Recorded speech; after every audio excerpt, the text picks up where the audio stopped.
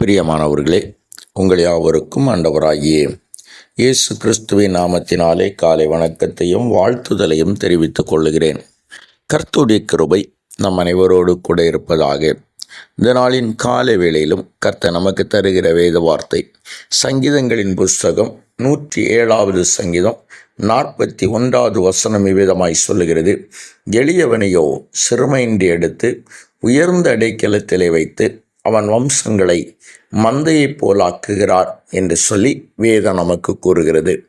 ஆம், எனக்கு பிரியமானவர்களே, இந்த காலை வேளையிலே நானும் உங்களோடு கூட விதமாய் பேச விரும்புகிறேன். எளியவனை சிறுமையின்றி எடுத்து அவன் வம்சங்களை மந்தையைப் போலாக்குகிறார்.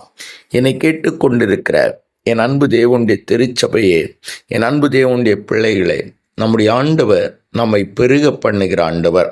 நம்முடைய ஆண்டவர் நம்மை மாத்திரமல்ல, நம்முடைய தலைமுறைகளையும் அவர் ஆசீர்வதிக்கிறவர் என்று வேதாகமத்தில் அநேக இடங்களிலே நாம் பார்க்க முடிகிறது.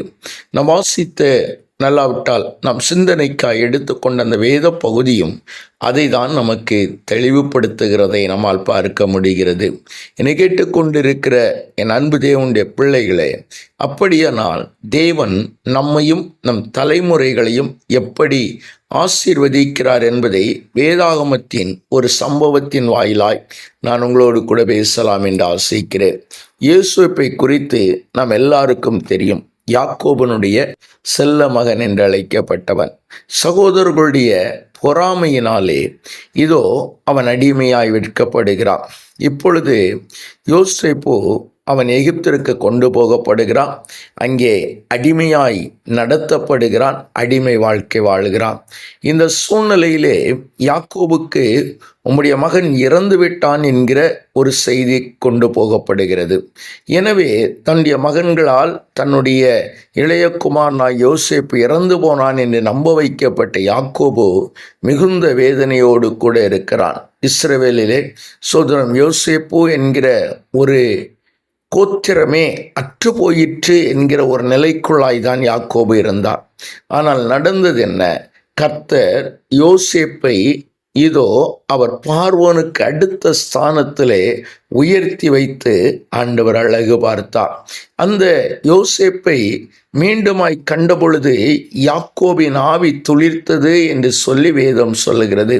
பாருங்கள், சோதரம் ஒன்றுமே இல்லாமல் அடிமையாய் விற்கப்பட்ட ஒருவன் தன்னுடைய சகோதரர்களுடைய பொறாமையினாலும் தன்னுடைய சகோதரருடைய கோபத்தினாலும் அடிமையாய் மாற்றப்பட்ட ஒரு மனிதனை கர்த்தர் பார்வோனுக்கு அடுத்த ஸ்தானத்திலே வைத்திருக்கிறதை யாக்கோபு கண்டு தேவனை மகிமைப்படுத்தினான். மகிமைப்படுத்தினது மாத்திரமல்ல, யோசேப்பு தன்னுடைய சகோதரர்களுக்கு கோசேன் நாட்டிலே அவன் சுதந்திரம் வாங்கி கொடுக்கிறார். இப்பொழுது யாக்கோபினுடைய இந்த கடைசி நாட்கள் வருகிறது. யோசேப்பு தன்னுடைய தகப்பனை பார்ப்பதற்காக அவன் கிளம்பி போகிறான். போகிற பொழுது தன்னுடைய 2 பிள்ளைகளையும் அவன் அழைத்து கொண்டு போகிறான்.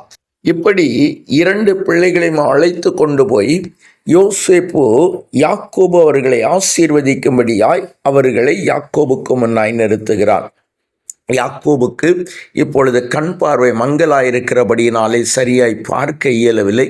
எனவே பிள்ளைகளை அவனுக்கு முன்னாய் நிறுத்தின பொழுது மூத்தவனாகிய மனாசே மேலே தன்னுடைய இடது கையும் இளையவனாகிய எப்ராயின் மேலே தன்னுடைய வலது கையும் வைக்கிறான். அப்பொழுது யோசேப்பு, அப்படியல்ல தகப்பனே, இதை மாற்றி வைக்க வேண்டும், ஏனென்றால் இவன் மூத்தவன் அவன் இளையவன் என்று திருத்துகிற பொழுது யாக்கோபு சொல்லுகிறான், இல்லை, நான் மனமறிய தான் வைத்தேன்.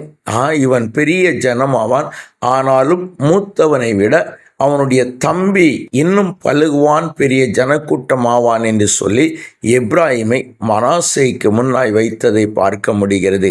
என்னை கேட்டுக்கொண்டிருக்கிற அன்பு தேவ திருச்சபையே, இஸ்ரவேலின் கோத்திரங்களிலே இடமில்லாமல் போகும்படியாய் தேவன் நியமித்த ஒரு மனிதன் இஸ்ரவேலின் கோத்திரத்திலேயே இடமில்லாமல் போய்விடுவான் என்று நினைத்த ஒரு மனிதன், அவனுடைய குமாரர்கள் 2 பேரையும் தேவன் கோத்திரங்களிலே கொண்டு வருவதற்கு கர்த்தர் கிருபை செய்தார். இன்றைக்கு நமக்கும் அதை செய்ய விரும்புகிறார்.